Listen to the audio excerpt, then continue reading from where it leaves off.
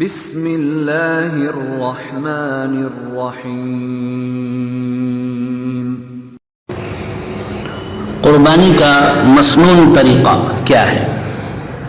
فقہا نے لکھا ہے، نمبر 1، افضل یہ ہے کہ اپنی قربانی خود اپنے ہاتھ سے کرے، لیکن اگر کوئی ذبح کرنا نہ جانتا ہو تو دوسرے سے بھی قربانی کروا سکتا ہے۔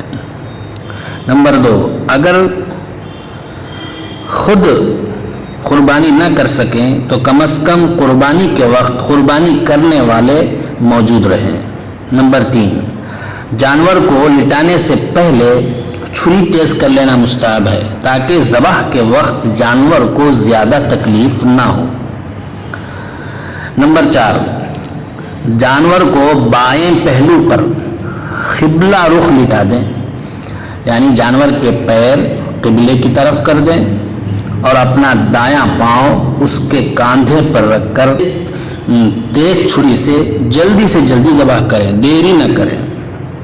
نمبر 5، ذبح کے وقت قربانی کی نیت کرے، دل سے نیت کر لینا کافی ہے، اس کے لیے الفاظ ادا کرنا ضروری نہیں ہے۔ نمبر 6، ذبح کرنے سے پہلے بسم اللہ اللہ اکبر پڑھے۔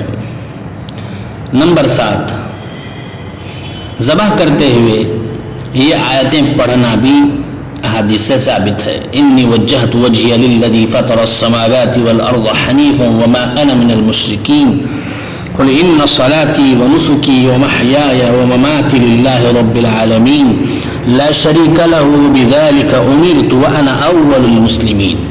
نمبر 8، ذبح کے بعد یہ دعا مانگے، اللہم تقبل منی کما تقبلت من حبیبک محمد صلی اللہ علیہ وسلم ومن خلیلک ابراہیم علیہ الصلاۃ والسلام۔